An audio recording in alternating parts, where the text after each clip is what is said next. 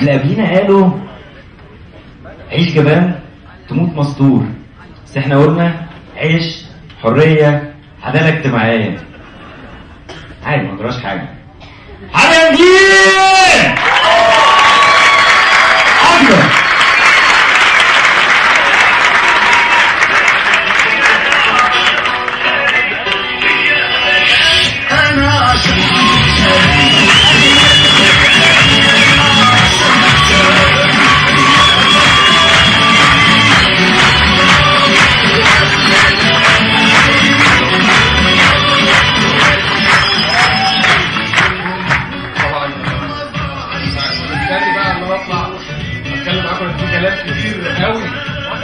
كتير قوي والله قوي.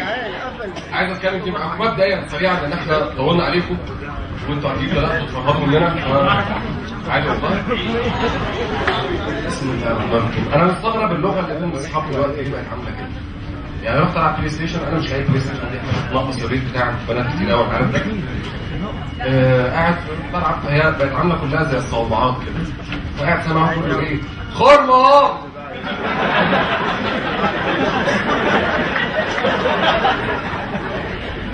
احنا مش انا عارف احنا مفيش بلاي ستيشن مدفوسين. طيب شويه عمل الفعل بتاع الخرم فيه. اهو يا معلم انا خلصت.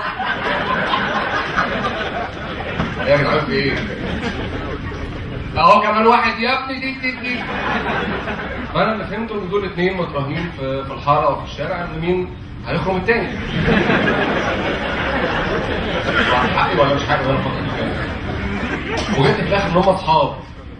دخل عليهم واحد بقاله فتره كان في الشاليه مش عارف بتاع مارينا، ده اللي انا سمعته من الكلام يعني. انا كنت رامي ودني طبعا مش هحور.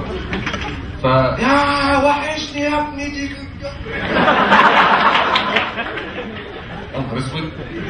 طب الاثنين الصحاب دول اللي بيشتموا بعض لو حصلوا ماشيين في حاره او في شارع وحد التوك توك زنق على حد فيهم عوره او كده فنزلوا يشتموا بعض، الصحاب دول ما بيحسوش ان هم سمعوا الكلام ده قبل كده. يا ابني وتيجي ليه يا جدعان؟ اللغه اصلا هي لغه معروف ان هي وسيله اتصال بين البشر، وفي منها انواع زي العربي الانجليزي الفرنساوي صح؟ في حاجات زي الاشاره الناس اللي هم غير قادرين على الكلام والسمع. لكن احنا عندنا لغه جديده بقى من الاشارات. يعني في حاجات متعرف عليها زي مثلا لو قلت لك كده معناها ايه؟ لا كده رب الدواء اول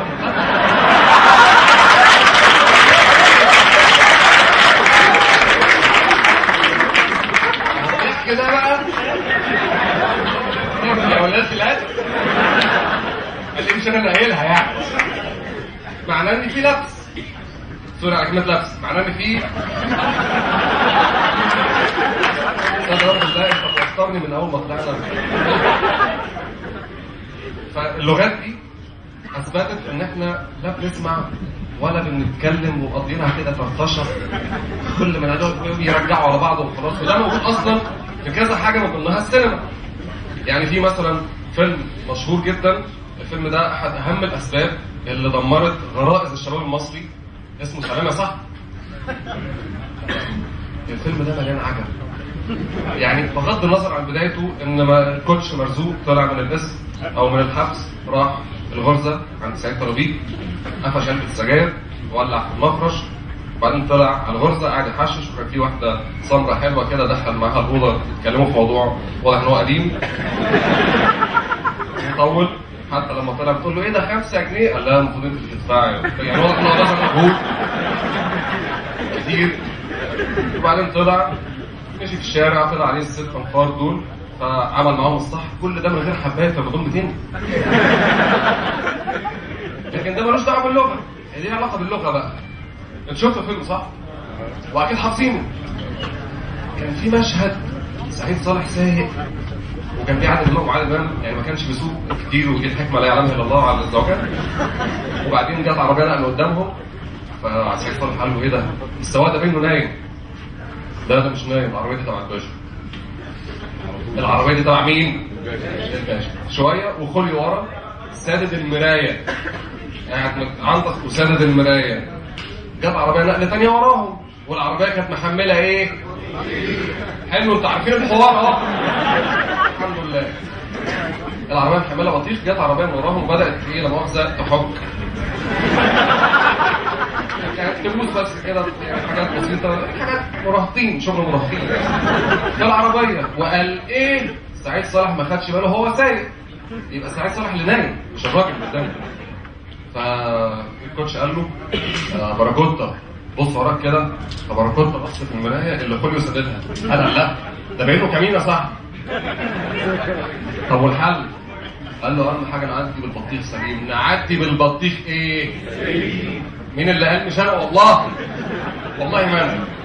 نعدي بالبطيخ سليم. معلش استحملوني، الموضوع هيستاهل.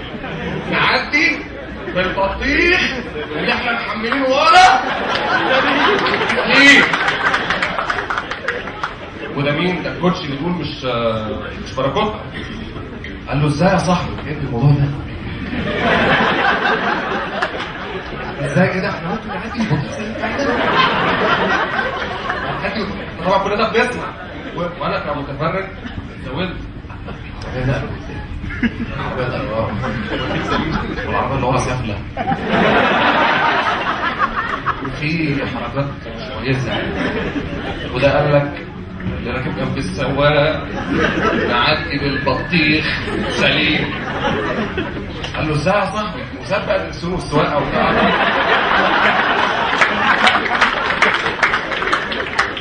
تاني بمنتهى سرعة رد الفعل، هي كيمياء.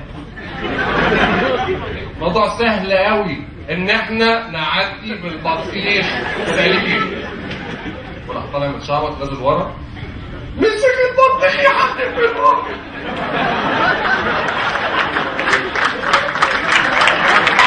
يا جدعان هو قال نعدي بالبطيخ سليم، وراح طالع فوق لافف وقاعد حاجه في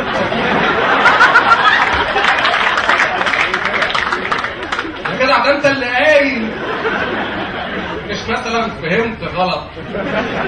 يقول لك اهم حاجه يا كوتش نعدي بالبطيخ سليم، هنعمل ايه؟ فانت قلت يا كيميا وسمعته غلط. لا بتقول بقى اهم حاجه نعدي بالعربيه سليم، طالما كان في حك من الاول وراه كده اتصرف. واحنا عايز كده والله. والغريب بقى اللي يستفزك ان البطيخ اللي جواه ده عصيرها هداف بتتخرع. طبعا بغض النظر ان في مثلا 6 كيلو راحوا في المرايات في الشاسيه والبتاع، وكده بينزل راجل بيشغل مساحات خلاص يعني طلع مش حل برضه يعني. وفي الاخر انت الراجل لو قال نور انت هتموت. لا ودوبلير عشان يحدف البطيخ، لان هو اكيد بالعقل يا جماعه ده انا لسه قاعد في السكريبت ان انا بقول لازم تعدي البطيخ سليم، ازاي عايز نطلع حد نازل بطيخ؟